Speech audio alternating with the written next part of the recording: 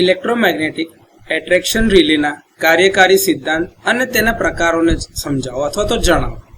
તો જ્યારે રિલેના operating કોઇલમાંથી current પ્રસાર થાય છે અથવા તો પ્રવાહ વહે છે ત્યારે તે ચુંબકીય ક્ષેત્ર એટલે કે મેગ્નેટિક ફિલ્ડ ઉત્પન્ન કરે છે.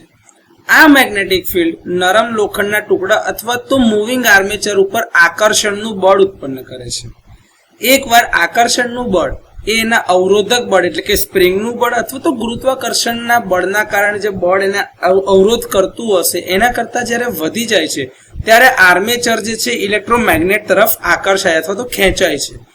આ રિલેના કોન્ટેક્ટ્સને બંધ કરે છે અથવા તો એને ઓપન કરે છે, જેના બદલામાં સર્કિટ બ્રેકરને ઓપન કરવા માટેનું એક બળ મળે છે જે પાવર સિસ્ટમના ખામીયુક્ત ભાગને એના હેલ્ધી ભાગ જે હોય એટલે કે જેમાં ખામી ના હોય એવા કાર્યરત જે ભાગ હશે એનાથી એને અલગ કરવા માટે ટ્રીપ કરે છે.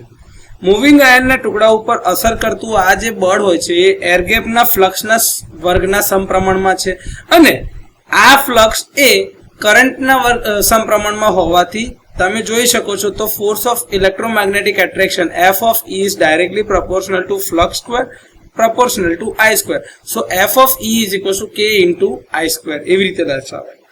તમે જો ડીસી કરંટ પર કામ કરતા રિલેની વાત કરતા હોય તો એમાં કરંટનું મૂલ્ય એક સ્થિર રહે છે એટલે કે કોન્સ્ટન્ટ ચોક્કસ હોય છે. જ્યારે એસી પ્રકારની જે રિલે છે એના માટેનું જે આ મૂલ્ય છે એ સમય સાથે સતત બદલાયા કરતું રહે છે. ઇલેક્ટ્રોમેગ્નેટિકના રિલે જે છે એના પ્રકારોની જો વાત કરવામાં આવે તો છે એટ્રેક્ટેડ આર્મેચર પ્રકારનું રિલે, સોલેનોઇડ પ્રકારનું રિલે અથવા તો બેલેન્સ બીમ પ્રકારના રિલે. તો આ રીતે ઇલેક્ટ્રોમેગ્નેટિક એટ્રેક્શન પ્રકારનું જે રિલે છે એ તમારા ઇલેક્ટ્રોમેગ્નેટિક ઇન્ડક્શન સિદ્ધાંત ઉપર કામ કરતી ઇલેક્ટ્રિક મોટર જેવા જ છે અને એના પ્રકારો વિશે પણ આપણે થોડી વાતચીત કરી છે. તો આ રીતે તમે ઇલેક્ટ્રોમેગ્નેટિક એટ્રેક્શન પ્રકારના રિલેના કાર્યકારી સિદ્ધાંત અને એના પ્રકારો પૂછવામાં આવે તો સમજાવી શકો અથવા તો લખી શકો.